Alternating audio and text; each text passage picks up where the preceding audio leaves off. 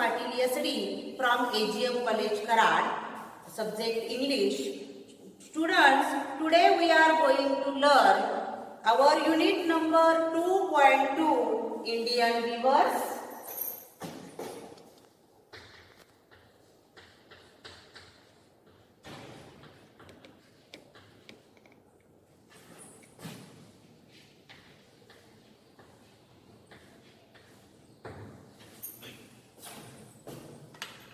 Firstly, we are going to solve icebreakers. Students, do you know artisans? Artisan?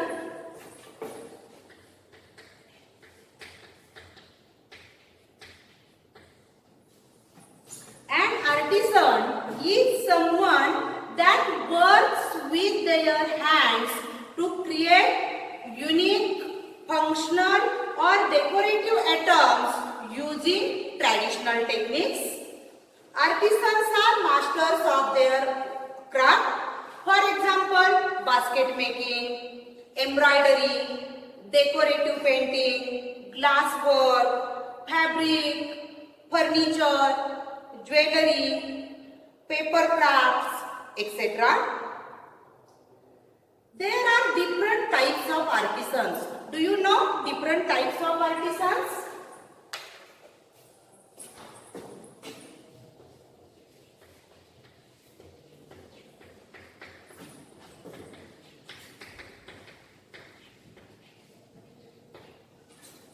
First is goldsmith.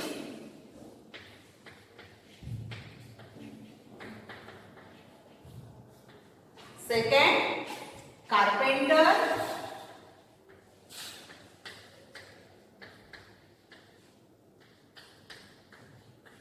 Potter. Then cobbler.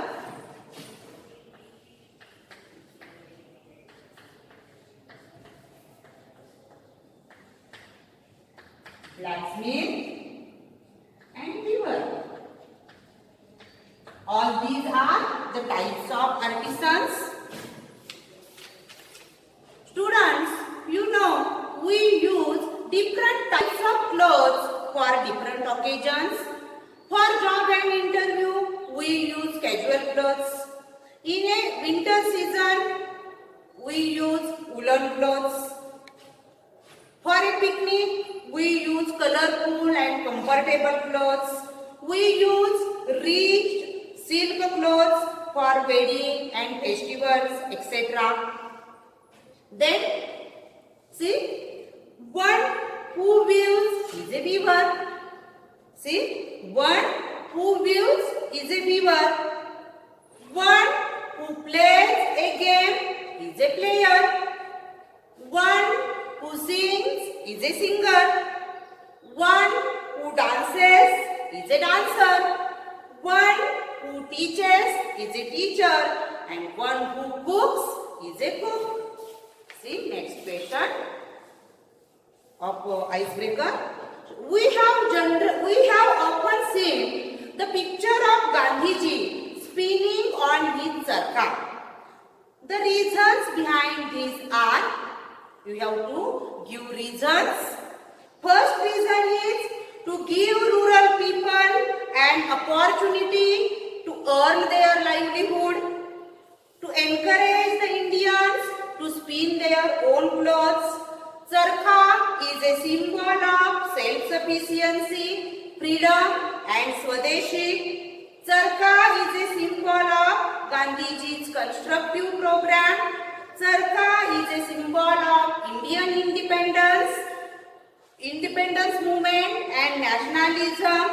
Charkha is a mark of faith, perseverance and determination. All these are the reasons behind this. Then our next question is, which are the tools used by the weavers?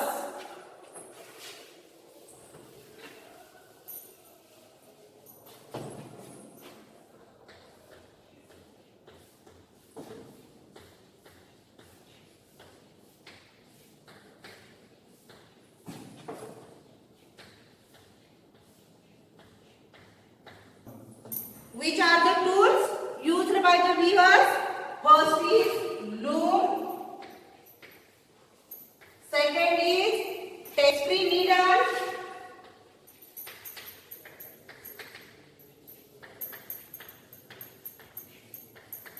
Then scissors.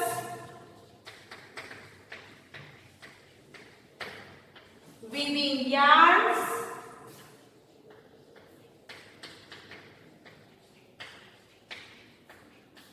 And last one is dowels.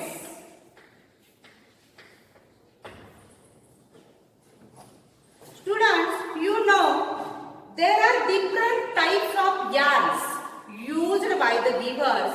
First is linen, wool, cotton, silk, rayon, polyester.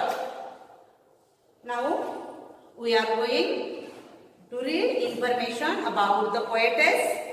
Indian Weavers is a poem by Sarojini Naidu. Open your textbooks.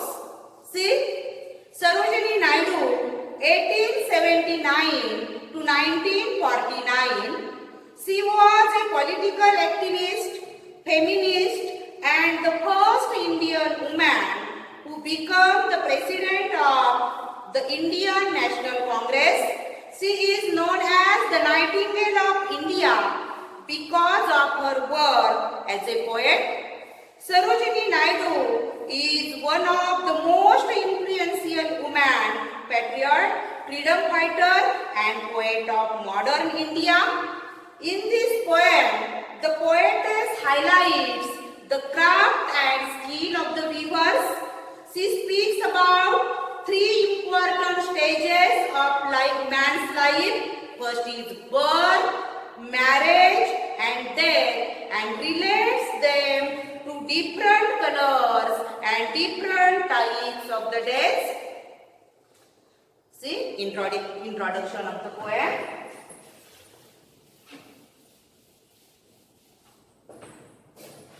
Indian Weavers by Sarojini Naidu is a short poem consisting of 3 stanzas having 4 lines each.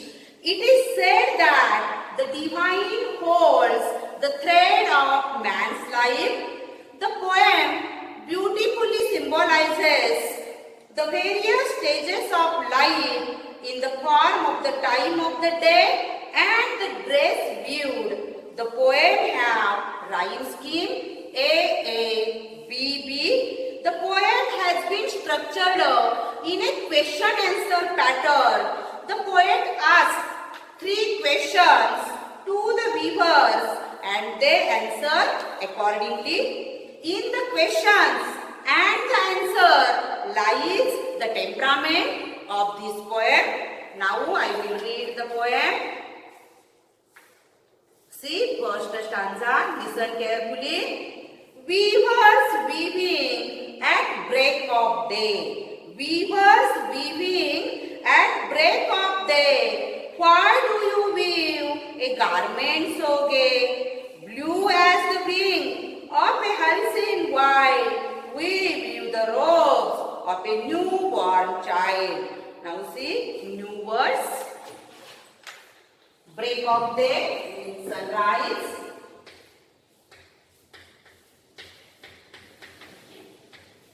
Break of day, sunrise.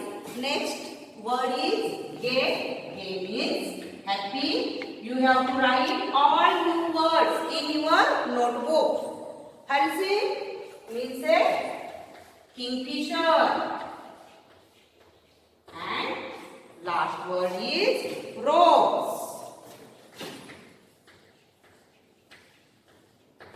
Robes means a long, loose garment reaching to the ankles. In the first stanza, the poet asks the weavers why they are weaving clothes early in the morning, which seem to be quite beautiful and charming. The clothes are blue as the wings of the halcyon. Halcyon means kingfisher. The wings of the kingfisher are bright blue in color. The blue color symbolizes something beautiful and precious as well as loyalty. The Indian weavers replied, "We weave the robes of a newborn child. Child is the appreciation of God Himself. Arrival of child signifies the arrival of new hope to the world."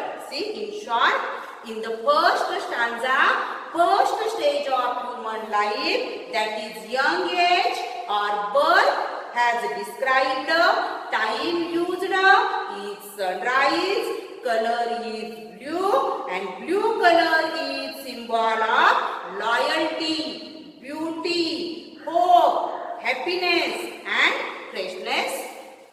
Now I will read second stanza. Listen carefully. Weavers weaving at fall of night. Why do you weave a garment so bright?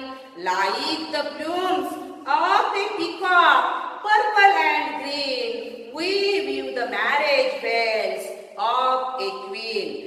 See, new words in the second stanza.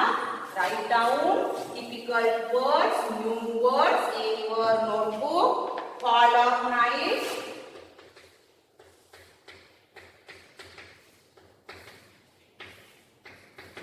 Fall of night means the time of day immediately following sunset.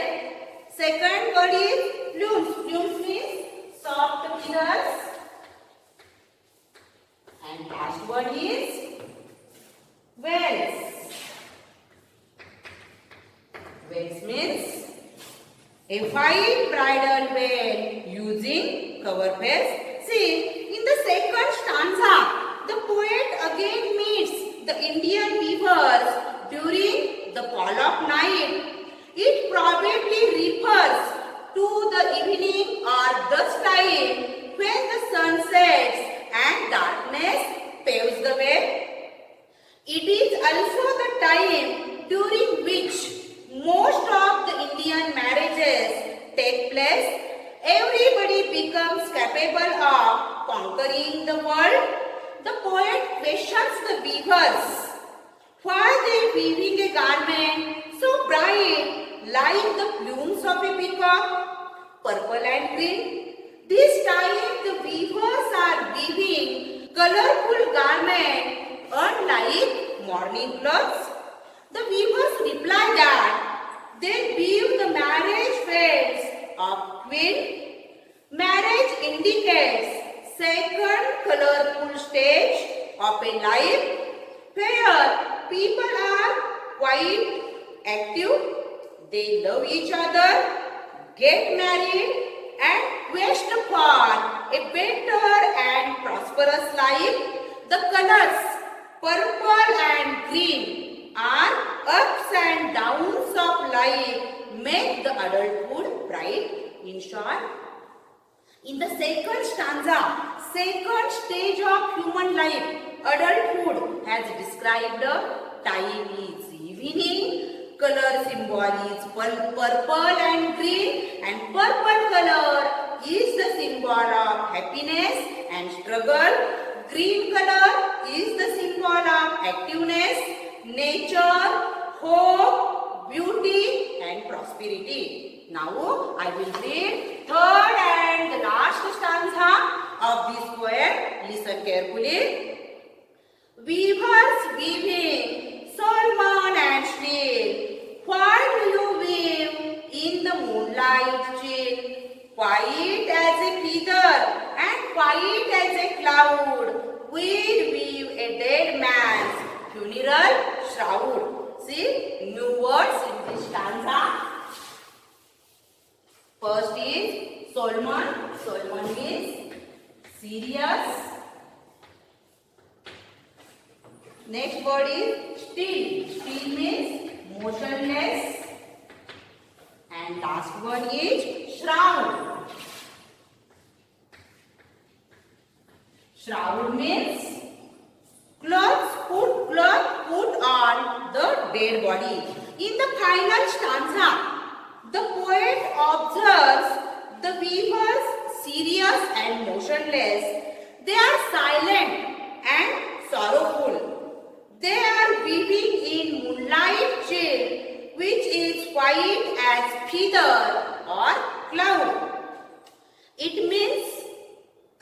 colorless, lifeless. As the poet fails to figure out why they are sorrowful and silent, she asks them what they are weaving rather than why they are weaving. They reply that they are weaving shroud. Shroud means cloth put on the dead body for a dead person. Thus, in the third stanza, in the last stanza, the final stage of human life, that is death, has described, which is emotionless, lifeless, like a white cloud and feather.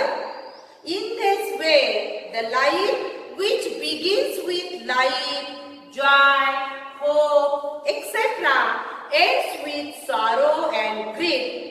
White color stands for purity and old age means eventually death.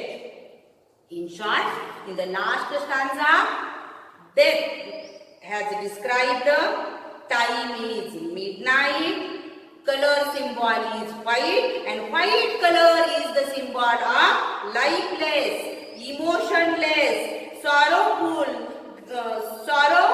grief, purity and death. Now we will discuss poetic devices used in this poem. See, poetic devices and rhyme scheme. Rhyme scheme. See? Now I will read first stanza once again to discuss rhyme scheme. See? Weavers weaving at break of a day. Y is last letter of first line. Why do you weave a garment so gay? Y again. Y is last letter of second line. Blue as the wing of a halcyon wild. D is last letter. We weave the robes of a newborn child. Again, D is last letter. So you can say that A, B, B is the rhyme scheme of this stanza. See, A, B, B is the rhyme scheme of this stanza. Then we will discuss poetic devices or figures of speech used in this poem. Now I will read some lines. You have to listen carefully. Read first line of first stanza. Which is the first line of first stanza? Weavers weaving at a break of day. Then read first line of second stanza. Weavers weaving at fall of night. Then second line, we weave the marriage veils of a queen. Weavers weaving Solomon and steel. In all these four lines, letter W has repeated for poetic effect. So, first figure of speech is alliteration. You know, alliteration means repetition of the same sound. Then, there are some examples of simile also. You know, like or as, then you can say the figure of speech is simile. See, there are three examples of simile in this poem. See, third line of first stanza. Blue as the wings of the halcyon wild, as. So the figure of speech is simile. Then, like the plumes of peacock, purple and green. Second stanza, third line, like. So the figure of speech is simile. Then, third line of third stanza, white as a feather and white as a cloud. As. So, figure of speech is simile. The next figure of speech is imagery. Imagery. This poem has been used. This poem has been used as imagery to describe three important stages of human life from birth to death, just as the viewers view from dawn to night. First stage is birth, means colorful occasion. Second is marriage, most crucial event. Third is death, means end of life. Then you have to write rhyming pairs or rhyming words. Now I am going to discuss only rhyming pairs of first stanza.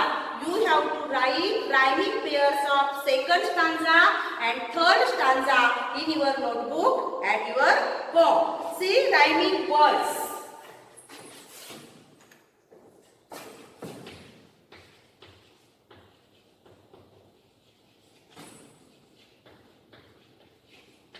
Rhyming words. In the first stanza, day, gate. Second, violin, child. In the same way, you have to write rhyming pairs of second and third stanza, and at the end, I will tell you about the style of the poem. Conversational tone. Conversation between the weavers and the poet in a question-answer pattern. Thank you all for peaceful cooperation.